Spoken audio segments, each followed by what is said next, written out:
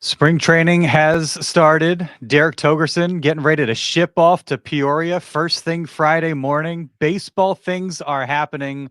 Life is good. Pleased to be with you on these episodes. Like really make it like we've turned a corner, Derek. It's been a long, long winter. We have turned a corner. There are actual baseball things to talk about that.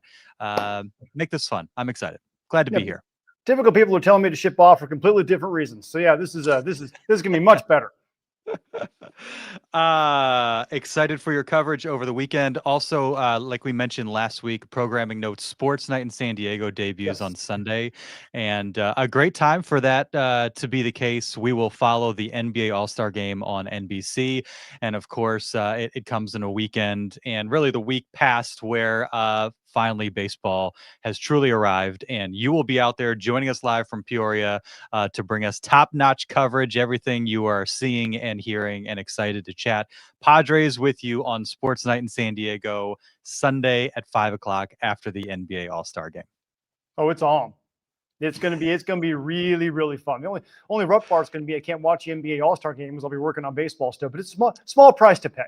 That's true. Yeah, I think you probably take that trade-off 10 times out of 10, knowing how much of a baseball junkie you are and how much you love being out there. So very excited for that. Excited for you to be out there, and just glad that we have finally reached this stage on the calendar where real baseball things are happening. And we got a good amount to discuss since we're hearing from Craig Stammen on the Daily now. AJ Preller today, and just kind of getting a vibe of things out in Peoria. So lots to get to. First things first, though. Thank you to OGs, a sponsor of the On Friar podcast. Appreciate all they do for On Friar and the NBC7 sports team. If you need a place to catch some Cactus League games once they start in 8 days, maybe a lunch, catch a Cactus League game, do that out at OGs. Perhaps the NBA All-Star Game, NBA regular season, NHL, whatever's going on. College basketball, March will be here before we know it. OGs, one of their many San Diego County locations. Great place to do it. Tons of TVs, great menu. Awesome beer list. So thanks to OGs and all they do for On Friar. Without further ado, the walk-up music.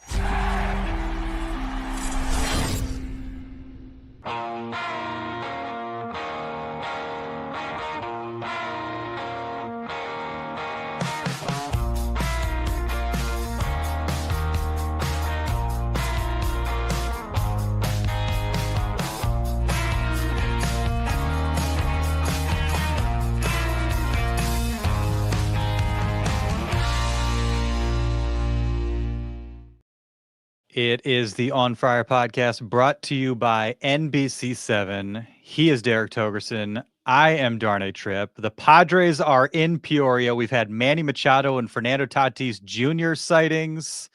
Craig Stammen now in like full-on manager mode, addressing the scrum of reporters on the Daily. We got a chance to hear from AJ Preller. There's lots going on. Miguel Andujar, finally official, Derek. Yes. There's an interesting decision made from another National League club that has some people's interest. Is the fit right? Could another bat be coming? How are they gonna round out the rotation?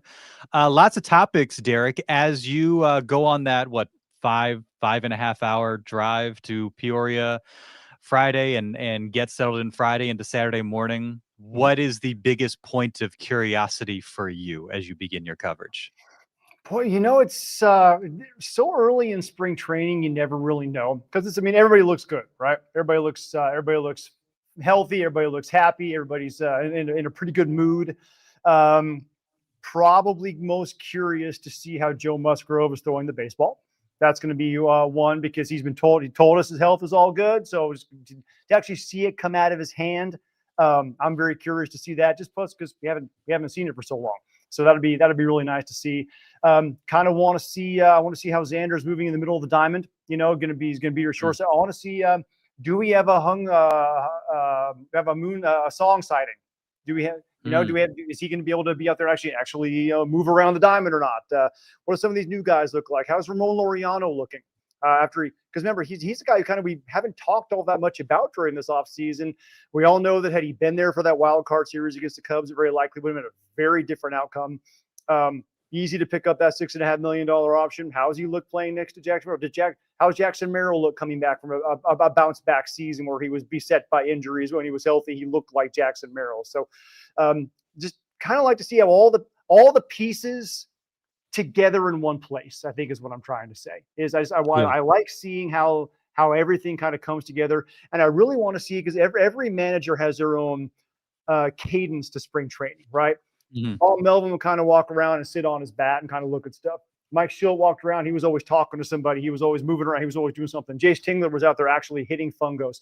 Andy Green, Tingler liked to be the guy to hit the ball deep in the outfield, whereas Andy Green would be a guy who was more hitting the ball around the infield every now and again, maybe do a couple of live batting practice things. Buddy Black was kind of observing. Yeah, he walked around everywhere. You know, he'd be with the pitchers, he'd be with the hitters. He would take a couple minutes here, move to the next place. He was more kind of making sure everybody stayed on pace and on task while all his coaches were doing more of the coaching. So I'm kind of curious to see how Craig Stammen is handling things, walking around. What does he do at spring training? Does he jump in?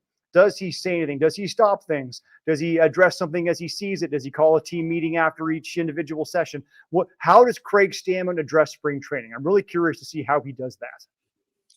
I figure he's going to be, around everywhere and everything, but how is he allocating his time? Obviously, you'd expect to see him on the side mounds where those guys are kind of doing their thing, because that's his area of expertise. But when you see him around BP, when you see him around like outfield drills, that sort of thing, infield work. But I do remember covering that first Jace Tingler spring training 2020 pre-COVID, how much attention there was paid to how active he was and him getting into those drills and like his energy and that sort of thing, being one of the storylines. Obviously a young guy that likes to mix it up in his first managerial gig. I would guess Craig Stammen, he seems like the type that's kind of standing off to the side, kind of quietly observing. And if he feels really compelled to kind of get in there, but I would see him, I picture him just kind of, like off to the side, not interfering too much, letting the coaches kind of run things. And then if he feels like he really needs to, either pulling somebody aside or interjecting, but not being quite as like vocal and active as maybe some guys that we've seen. I could totally see that with him. Yeah. And then of course he also could be one of those guys who, when he gets in that environment and the adrenaline starts pumping a little bit, like he starts chirping, he starts saying something, he jumps in like, no, do it this way, because he's also a guy who, as we know, he has really good relationships with everyone. So maybe he wants to see something. If he sees a bad habit forming, jump in right away. I think we actually learn a lot about Craig Stammen's managing style if we saw Craig Stammen's parenting style. Because it seems like he would probably do things very similarly with his players as he would with his kids. And that would be kind of interesting to watch. Yeah, it would. God bless Audrey. She's home with 4 young kids now. Dad's spending a lot of time at the ballpark. So fortunately, he's got somebody that can carry the load for him there. Yeah, what was the line? Was it Jackson Merrill during the Fan Fest talking about Stammen and he can talk some crap a little bit too, So he's a guy like with us, you don't see as much of kind of that needling and that sort of thing, but there is, I think, that side of him that he probably shows more often with the players and in the clubhouse than we might necessarily see. And he was asked today about seeing Manny. Manny has arrived and got a big hug from Manny, and he could tell it was like, you're a longtime friend and I appreciate you, but now you're my manager now kind of hug, like maybe had a different feel to it.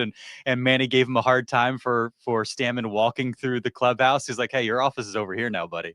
You can't be lingering around here all the time now. And obviously, Manny always unifying everybody. It's not an us against them and the coaching staff and the players at all with Manny. Way to go, buddy. That's awesome. So yeah, that's interesting. And I mean, talk about clubhouse vibes. There is that news that came out of Philly today that I don't know if you want to get to that now, but potentially later on. Nick Castellanos and Matt Gelb, who writes from The Athletic. I highly recommend the piece that he put out today about where things fell apart with Castellanos and the Phillies.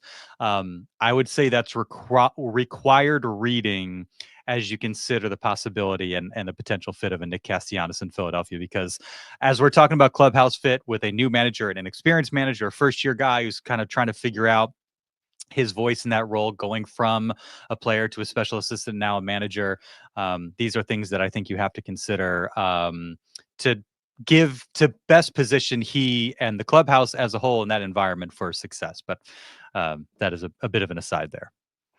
Yeah, there's some interesting stuff going on with Castellanos and what happens in the dugout. You heard about stuff about that with the Red Sox back in the late 2000s, early 2010s too.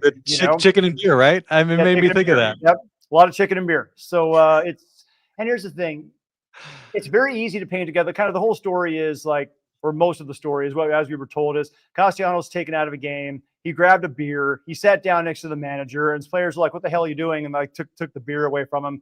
And so the game wasn't over yet. Mm-hmm. Yes. And so he was then benched as a punishment for basically like acting like a tool for trying to drink a beer in the middle of the game he wasn't going to be part of anymore. You don't know. It's easy to paint a guy as, oh, he's trouble when he does something like that. And you don't know if that's just something that had been building between him and the manager, if he was just having a really rough day, if something was going on. That's one instance that we know about. It's weird that a team would eat $20 million if it's not more than that. That's one very dumb reason to eat $20 million. This is a guy made one mistake like that. So, but again, you don't know what the reasoning is, right? So if the question is, do you bring Castellanos into a clubhouse like San Diego's that obviously has a pretty good vibe about it? I don't know. I don't know if it's, and it could be one of those things where, even Stephon Diggs is good in the locker room for a year. You can do it a year at a time before things start to fall apart. Antonio Brown was good in the locker room for a year before things, well, maybe not the last couple times, but he could be okay for a little while until things start to fall apart. So you just don't know, and if it's the Phillies are on the hook for his salary and you only have to pay the veteran minimum, if you're looking for another right-handed DH option and maybe Miguel Andujar wasn't it, that'd be a guy you should take a pretty good long look at. It's interesting for a variety of reasons. You mentioned kind of the salary, the ability potentially to get a guy for really cheap. Does he want to go closer to home in Miami? I think that was part of that situation. It was in Miami. He was playing in front of friends and family, and then gets taken out as a defensive substitution. I think the fact that he was at home has something to do with kind of his frustration, how he handled that situation. The thing is, I mean, how often are we going to see Nick Castellanos in an outfield with Ramon Laureano, Jackson Merrill, and Fernando Tatis Jr.? We probably shouldn't see him out there very often. Right. So if his belief is he's a guy that should be out there, this doesn't seem like the place for him. It also sounded like, based on Gelb's piece, him hitting seventh, on opening day the last couple of years didn't sit well with him. Well, where is he going to hit in a lineup with Laureano, Tatis, Merrill, Machado, Sheets after, coming off last year? Xander Bogaerts had a better year offensively than Nick Castellanos last year. It's not like you can guarantee him a spot in the top or the middle of the lineup. And I guess he had spoken about, it sounds like Castellanos has a tough time respecting coaches who didn't play the game. Well, he'd come, Craig Stammen played the game. It's one of the reasons why Manny Machado played the game. Why Manny Machado respects him. They now have a hitting coach. They had Kevin Long in Philly, who I know the name Kevin Long. I don't necessarily know his background, but Steven Souza Jr.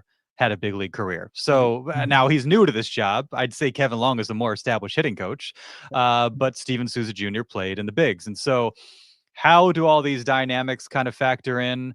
I just would hesitate to bring in a guy where I'd have concerns bringing in the guy where there's any shred of question about kind of like attitude. Could he potentially ruffle some feathers? It sounds like he did that amongst his teammates in Philly. Again, when it's, Mike Schild isn't your manager, Bob Melvin isn't your manager, established guys, Bob Melvin, who played in the bigs, it is a first-year guy who's having to learn on the job. And, you don't want him to have to think twice about making hard decisions because the guy that you just brought in, might handle it poorly, and it could create an uncomfortable atmosphere in the clubhouse. Yeah, that's something you never know until you get the guy actually into that situation, right? Now, if you're looking about where he might fit, he's got 527 career games at third base, and if you can play third base, you can play first base. So if you're looking for maybe a left-right platoon situation for a Gavin Sheets, maybe Castellanos fits in that scenario. But he obviously still views himself as an everyday big league ball player. And I don't know if in the Padres lineup, he becomes an everyday big league ball player. Maybe, yeah, maybe that depends on Moon's health. Maybe it depends on, can he be a super utility guy if Will Wagner doesn't hit? You know, can he get playing time every day? It's just at a different position, you know, when you're moving around. So I don't know. The fact that he wants to be an everyday guy and he is a veteran doesn't seem like San Diego is a great fit for him, even if he might be a decent fit for San Diego, if that makes any sense. Yeah, it does. And while he didn't hit lefties particularly well last year, he has hit lefties throughout his career. Mm-hmm. So that's obviously a thing. Now, they also brought in Miguel Andujar for that very reason. And so when you have Andujar, you have Luis Camposano, you have Sung-Man Song, who you're going to try and get some at-bats and some experience. Yeah, there's not a clear pathway. I'm sure at some point in the offseason you would have thought, oh, yeah, for sure, Nick Castellanos, a proven big leaguer, big game experience, playoff experience. You hope, there's still some slug in that bat. That might make sense. I think there's enough questions where I don't know if I would jump into it. How I don't know how enthusiastically I would enter into a partnership like that. Can I bottom line it for you? It feels Please. Yuli Gurriel to me. Guy who does have a track record, has been declining the last few years, has enough question marks as a person that is probably not going to work for very long. Yeah. Big picture roster, when you're talking about seeing all these guys together, like obviously the rotation is kind of the question. It sounds like maybe they still want to bring in a bat. Do they fill the rotation? There has been some developments like Chris Bassett getting 18 million from the Orioles. You're like, okay, he probably wasn't going to get 18 million from the Padres, so I don't think that was going to happen. And I think it was Dennis Lin in his piece today suggested that the trade route might be the more realistic avenue for them to fill the rotation. So something to keep an eye on there. But I don't know. I seeing where they are and what they have, at the start of spring training and knowing what AJ Preller has traditionally done. I feel kind of good about this group. I don't know. Maybe I'm like naive. Last year you mentioned Gurriel, Connor Joe, Jason Hayward, like Terso Ornelas. Like there were some real big swings. Like there were a lot of Hail Marys. Like let's just chuck it deep and hope for the best here and hope nothing sticks. And Gavin Sheets was really the only one that did. I think the collection of talent, bench pieces, that sort of thing. Now you're banking on Campy. You're hoping Sung-Man Song can be a guy. Miguel Andujar can stay healthy and show what he did last year. But I think I feel just better about like the overall construction of this roster. Again, keeping in mind that they're going to add a starting pitcher at some point. They have to. There is a report that the Padres have been talking to Zach Gallen, who has a qualifying offer, which makes things always a little bit more difficult and complicated. He was an all-star 3 years ago. He's had some injury issues. And what's weird, you look at his metrics, his stuff really didn't change that much. Guys just figured out how to hit it. So if you've got a guy like that and you prepare him with Ruben Niebla, who we glow about on this podcast seems like every week, that seems like something that would be a good fit. Now, is he going to get 18 million bucks like Chris Bassett? I wouldn't think so, but I would never have thought that Chris Bassett would get 18 million bucks. So I don't know, which kind of makes it, that's like little the next one, the next guy on the list. I would be very interested in kicking the tires on him. But if not, then you're probably looking at, yes, the trade route might be the best way to go. But I mean, I like Zach Gallen. I like his stuff. Always was very well respected in the Diamondbacks clubhouse. Always do well against the Padres. So he likes throwing at Petco Park. That's a dude who I would have no qualms about bringing in. So if Zach Gallen is your fourth or fifth starter, you're doing pretty well for yourself. He's only 30, so what, 6 years younger than Bassett. Spot Track has him market value around the range where Bassett landed with the Orioles, and so I think that's my concern there. Our buddy Davey chiming in. Gallen literally started Game 1 of the World Series for Arizona 2023 just 2.5 years ago. Get him. I would love it. I think I have some concerns about whether or not Gallen would fit in the books, and he is as I see here, a Boris Corp client. So, Scott's not going to leave any money on the table. And I wonder if he ends up being a little too rich for them. Now we have he also seen loves the hot talent lava here in San Diego. That's true. This is true. We also have seen AJ get very creative with these contracts, as he did with Nick Pivetta, as he did with Michael King. And so maybe they offer something that's a little short year run, but has some upside for him financially. Maybe the 2 years, a year or two after that. I don't know. I mean, Gallen, what do you want for the Padres for the back end of their rotation? A guy who eats innings, right? Threw 192 innings last year for the Diamondbacks. Wouldn't turn it down. Before that, 148 when he had a little injury trouble, missed 4 starts. Before that, 210, 184. The dude's available. He eats innings. Yeah. I'm down with that guy. This is an interesting point from Davey again. Give him a Pivetta contract, new ownership having to pay a backloaded contract as pocket change after paying $2+ billion for the team. The Seidlers could just push all the chips in, have some backloaded contracts, and be like, new owners, you deal with this. You want this team, right? Okay. Are you going to be scared off by a little extra money that you're going to have to pay in the next 5 years or so? Is that really going to turn you off from purchasing this team? Rob Manfred did say in his time with media today that there's a lot of significant interest in the Padres, and so it sounds like they feel good from that standpoint. Now, I don't know if they would do that. There's probably some reasons why they might not, and ethically could be a little bit sideways, but it is an interesting thing to consider this, where the Padres are at this stage. Maybe they're a little bit more aggressive in their spending, knowing that their hands are going to be clean of it, potentially within a few months. We'll see. Yeah, you also, like I said, though, you also don't want to complicate the process of the sale, so it's. But hey, if you're buying a team that suddenly is in a pennant race because you paid for Zach Gallen, you made some bold moves, maybe something crazy happens and you're in a World Series because you got a little reckless towards the end, doesn't look bad for the new buyers. Well, also you would like to think that if you're going to pay $2.5 billion for a franchise, $17.5 million for Zach Gallen is not going to be the tipping point that messes it up. Right.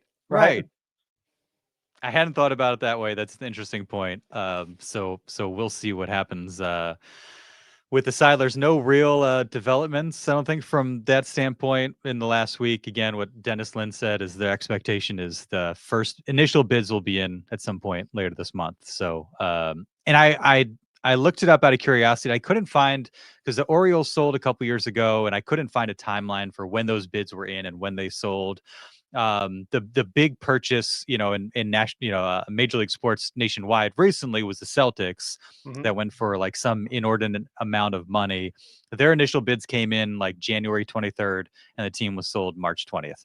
Different league, different circumstances, but that's a 2-month window where they got the bids, decided on the owner, and had those papers signed. So maybe that gives us some idea of what the timeline could look like going forward. So before the All-Star break, so we'll know how much we can go over the CBT by the All-Star break. Here we go.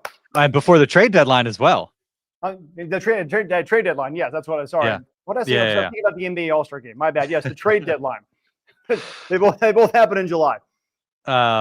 So we'll see how that all plays out. Other topics.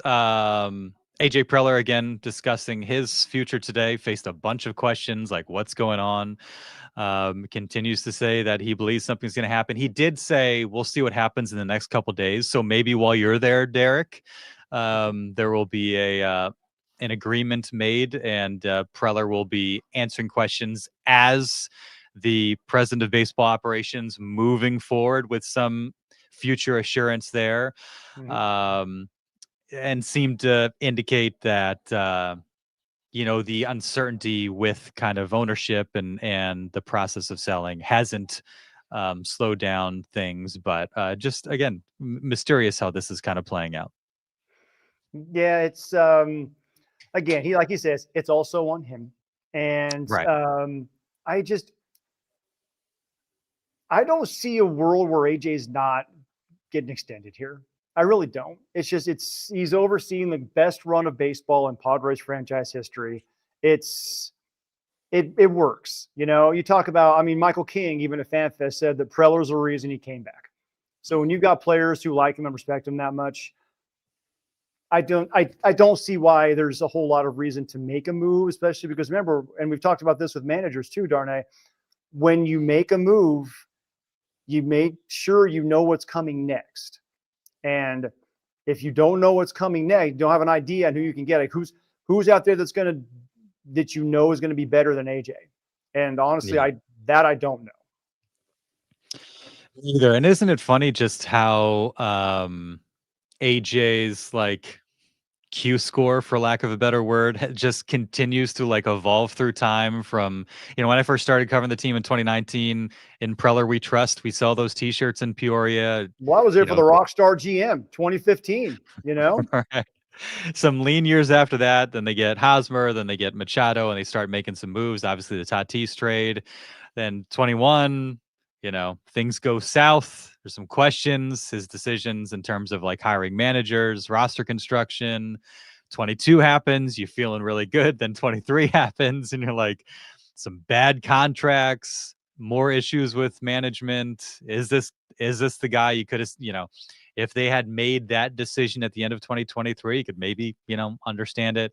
But then back-to-back years making the postseason, there's a big difference between 2 and 3 years, 3 and 5 years, and like 4 and 6 and consecutive 90-win seasons where, now he's in a place where I think even people who were skeptical of him are like, well, could we have done any better? Look what he's done in stacking assets, stacking trade chips, being aggressive, creative contracts to bring in star players and to round out the roster, and everything he's done. Now, I'm sure if 2026 is an unmitigated disaster, those conversations will creep up again. But it seems like he's kind of in more solid footing with the fan base as a whole in terms of like their outlook on AJ Preller and if he should be the guy going forward, because you go back a couple years and people are saying he's been here for 10 years and what have he accomplished? 4 and 6 years, back-to-back 90-win seasons, a trip to the NLCS. Like there's enough there where I think things have to go like dramatically south before I think people as a whole would sort of turn on him. Yeah, in 22, they beat the Dodgers in the division series. 24, they had the Dodgers with Ohtani on the ropes in the division series. There's a lot to be said. Last year they had the Cubs on the ropes in the wild card series, and then it was Mike Schilt who managed his way straight into retirement with some truly horrific decisions. The roster construction, the talent is here, right? We can talk about whether or not he put the right money in the Xander Bogaerts contract and the Manny Machado contract, and a lot of that was, at the behest of Peter, who was trying to chase that championship. We can talk all about that another time. The bottom line is the Padres, the quote unquote small market Padres, even though Peter treated it like it wasn't, have been competitive against media market number 2, media market number 1 in the Mets when they beat him in 2022, and media market number 4 in the Phillies. They have gone toe to toe against all of them, and they have been better than the Giants over the last several years. Media market number 5. So they've been able to hang with these much more deep pocket franchises, and that's because he's able to find all this talent. Him and Chris Kemp and the international scouting department and all the guys, the way that they draft, they bring in all this talent. They're still able to take players in their farm system that is supposed to be down for the last 3 years and turn them into legitimate big league players at the deadline to turn this team into a legitimate playoff contender. So he's done more than most other guys in his position would be able to do. Yeah, for sure. Our buddy Lauren chiming in. Good to see you guys What's as up, always. man? Glad you're with us, Lauren. Store 17. What up, fellas? Appreciate everybody watching What's going on? live on the NBC7 YouTube channel, Facebook page, live on Twitter as well. Always nice having you guys along. You mentioned Mike Schilt, and it'll be interesting, as we hear from more of the players, although, he certainly came up at FanFest. But there's been a couple quotes, like one from Jackson Merrill, one from Joe Musgrove, I believe both at FanFest, that like you read these quotes or hear these quotes and you can't help but view them through the lens of like, I know what what you're does this talking say about. about Yep. Mike Schilt? I One know what from you're Jack talking about. one from Jackson Merrill about like having consistent vibes throughout the season. It's like, okay, that's interesting because you could see how that might be the case, but also wasn't Mike Schilt like Mr. kind of consistency, same approach, yada yada yada. Now, approach and vibes, I guess those could be two different things.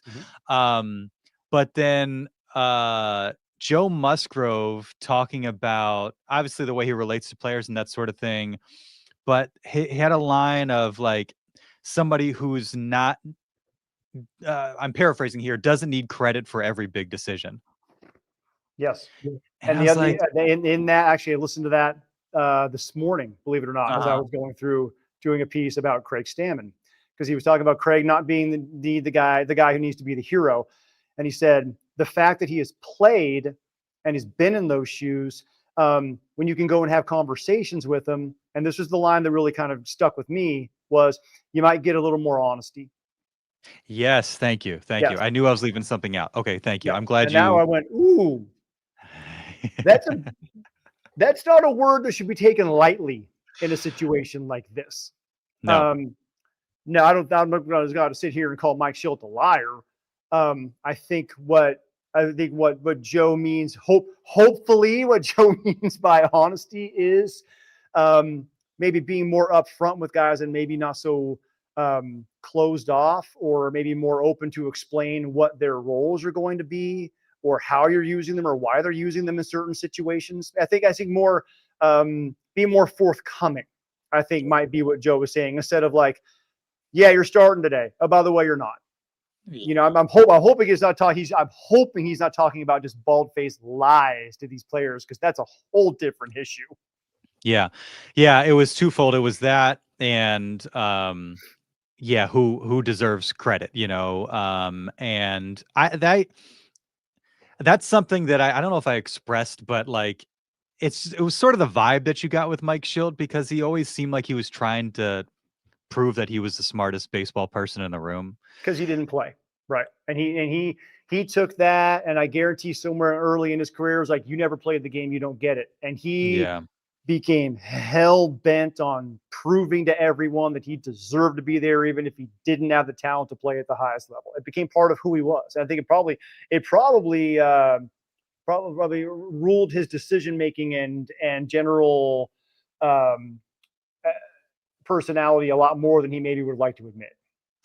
Well, and you can't help but wonder when he's getting hammered with questions about Luis Ariz and his spot in the batting order.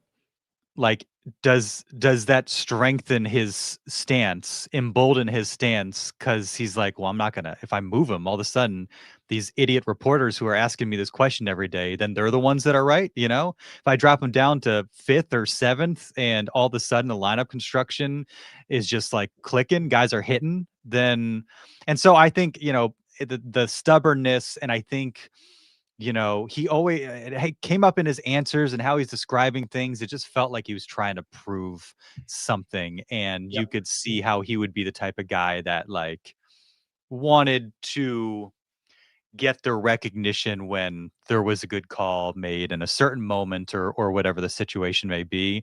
And that was like, you have questions that lead to like very obvious answers.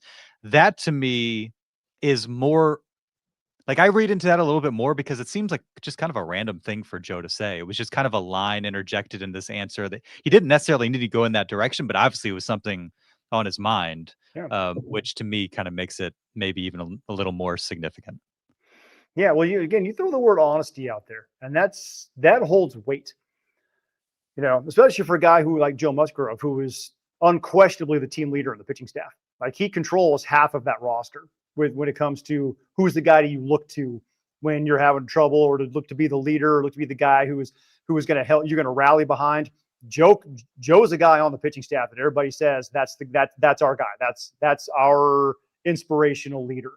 So for Joe to say something like that, who is not one to sell out a teammate ever, not publicly at least, for him to say that, like, there's probably a lot more we could try and unpack there. And without talking to Mike Schild, I doubt we'll ever get there. But if they're thinking that now they have a much more open and communicative clubhouse because Craig Stammen is there, that can only mean good things.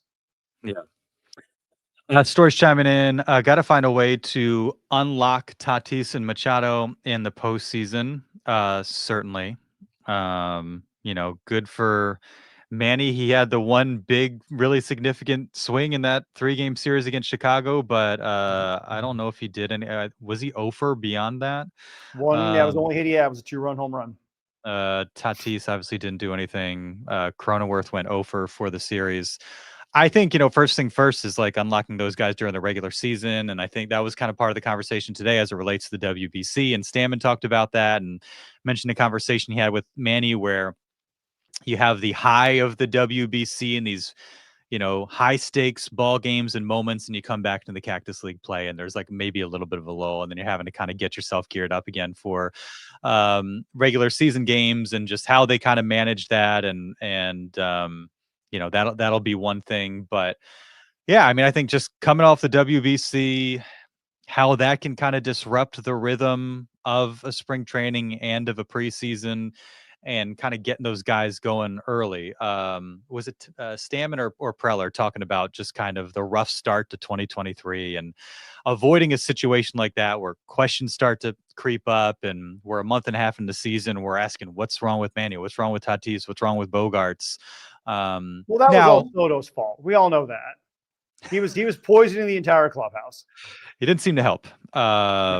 Did not seem to help. So won't have that issue present in this case.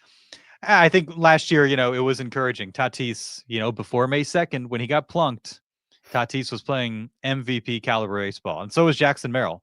Manny and Xander didn't, blow the doors off necessarily, but they were playing good, solid baseball. They weren't slumping, if I recall, out of the gates by any stretch of the imagination. So I think, having a start like that, certainly ideal. Sustaining it is another thing, but, just finding a way to avoid any of those like WBC hangover questions and get those guys going early for any team is important. But, maybe particularly a group like this where we're always kind of wondering, like, what Manny are we getting? What Tatis are we getting? What Bogarts are we going to get?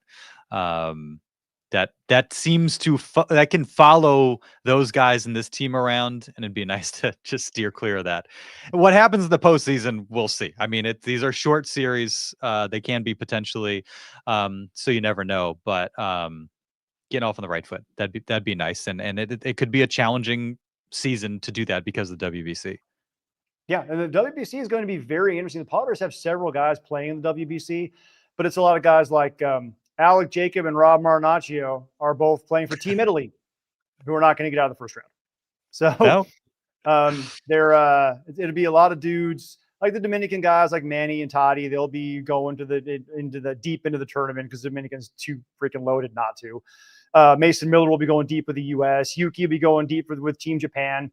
But what's good, I think, good about this is none of the starting pitchers of the Padres are going to be gone. And that's, the relievers I don't worry about at all. They've never really had an issue going to the WBC. They're doing their 1-inning thing anyway. They don't have to get ready early. It doesn't seem to really ever impact them. Starting pitchers, I always have a little bit of trepidation about. We saw it with Yu Darvish a few years ago, how he's going to the WBC and then he was just kind of off all year because he's such a creature of habit that he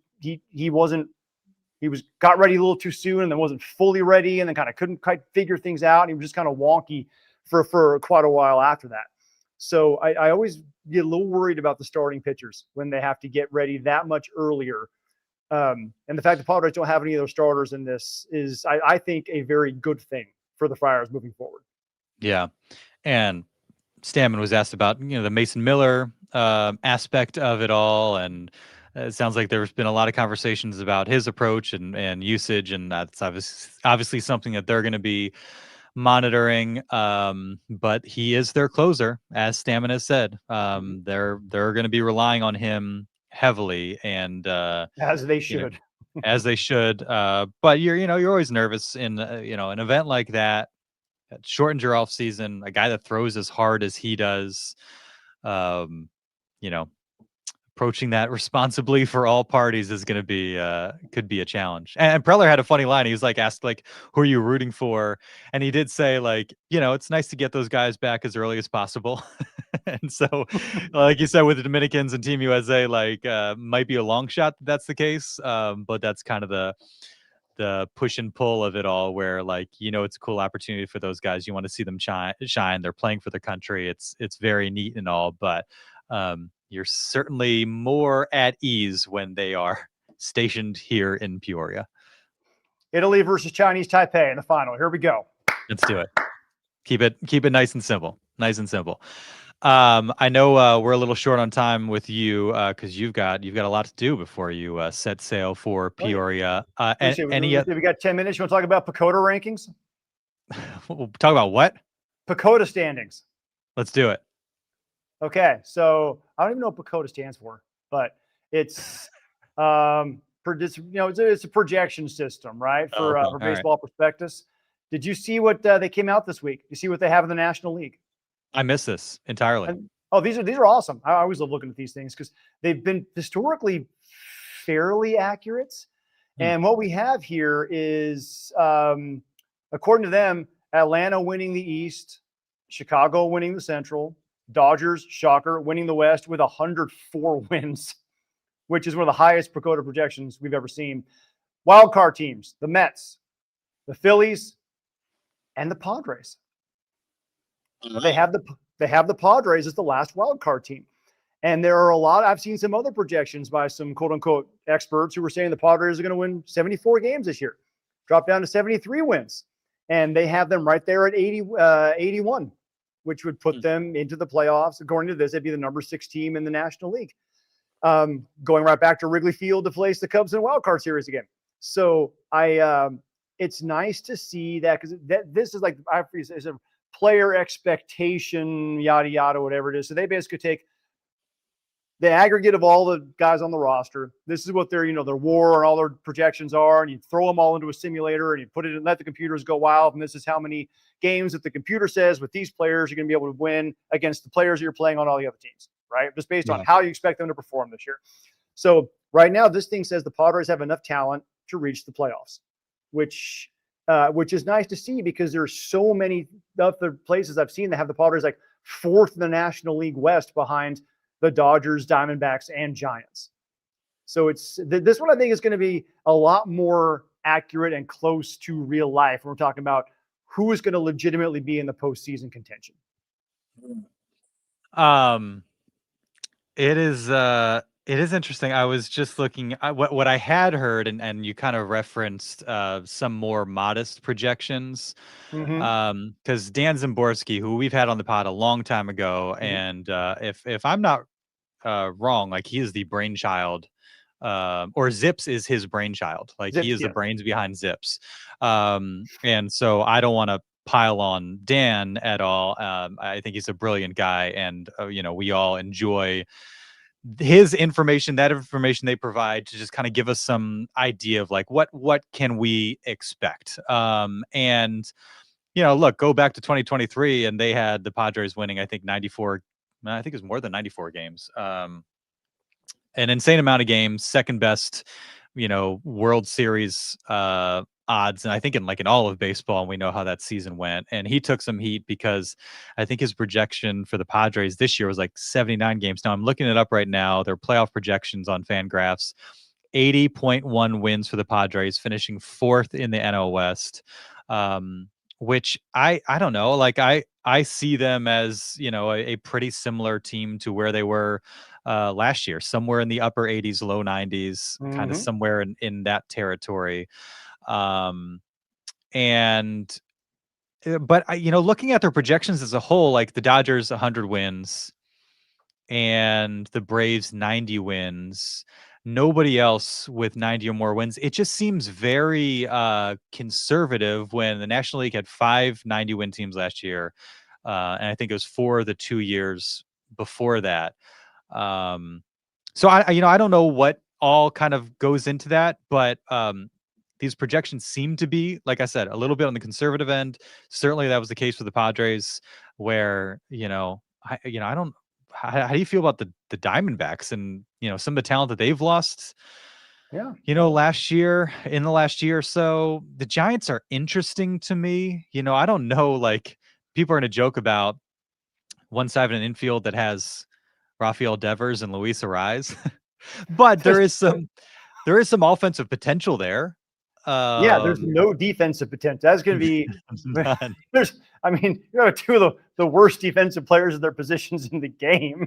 Yeah, I just, I don't necessarily see, maybe I'm seeing this through colored glasses, so to Brown and speak, gold but colored glasses. Yeah. yeah, but I view the Padres pretty similarly to what I did last year. I probably would have guessed like 86, 87 wins. They win 90. Like, I'd say somewhere between like 87 and like 90, 91 wins. I would be surprised if we looked up and you're looking at a 500 or sub 500 ball club. Oh yeah. But I've been Last year I had surprised them at before. 88 wins. Yeah. So I think they're probably this year, especially now that we're hearing all this stuff about, what's going on with with the manager behind the scenes last year. And their bullpen this year is going to be even better than it was last year somehow. And you got to think that Jackson Merrill is not going to spend nearly as much time hurt. And Oh, jeez. the Fernando Tatis Jr. throw it in a blender and see what you get out of it. You got to hope for it, shoot for the middle and hope he gives you one of those fantastic seasons. I think they're probably right around an 89, 90 win team this year. What's crazy is you say like pagoda rankings and all these things, they typically tend to be fairly conservative, and they still have the Dodgers at 104 wins. Of course. Yeah. And that's the conservative estimate with this team. And again, they're going to go through they always go through injuries and kind of scuffle at some point in the year, and they'll end up with 99, 100, somewhere right around there. But God, if they really are that good, look out. Good gracious. But you know what, though? Again, and we said this, I don't even know how many times on this very podcast. You're not going to beat them over 162 games, but you can beat them over 7. It's true. And, health and all that plays a part into it. So, October will get here in 8 months. We'll have time to worry about that part of things. Isn't it great, though, that we legitimately can talk about October in February with Padres baseball now? Like, Yeah. that's not become like the let's shoot for it. That's become like, this is kind of like kind of the expectation. This is that they're going to be legitimately in contention to do that. For sure. All right, Derek. I'm excited. I'm excited for you to get down there. I'm excited to chat with you about the Padres on the debut of Sports Night Sunday after the NBA All-Star Game. You always do awesome work out there, and I know few people love being out there as much as you. There's always really, really fun trips. So I appreciate that. Yeah, it is a blast. It's I wish it wasn't on Valentine's Day this year, but but still, the missus and I celebrated last weekend, so it'll be all right. Oh, nice. Yeah. What'd you guys do? I went out to a little Italian place that we really like. Just kind of hung out and went to a couple of cool spots, did a little gift exchange. She is really, really cool because she understands like how this business is kind of crazy. So she is totally chill about moving things around. To steal a football phrase, I outpunted my coverage in a big way on that one. So thank you to Aaron for being so cool and doing something last weekend instead of on the actual Valentine's Day weekend. Yeah, well, my Valentine's, I don't know if it's a hot take or a hack, is it's better to go out like a week before or a week after Valentine's Day anyways. Yeah.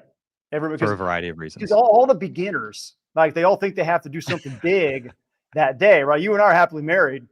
So we're like, all right, listen, we know You don't have to go out and be with all the people who are trying out on first Valentine's days together, and they're trying to blow it out and make this big spectacle they're never going to actually do again. It's like, yeah, just keep it chill. Or as I like to say, every day in our house is Valentine's Day. That's right. That's right. Words to live by. Thank you, Derek. Safe travels up there. And look forward to picking your brain Sunday. Maybe we'll see if, how the schedules line up, potentially an extra pod next week. But I know you'll have your hands full as well. But safe travels and have a blast out there. Thanks to everybody for watching and listening, and we will catch you next time.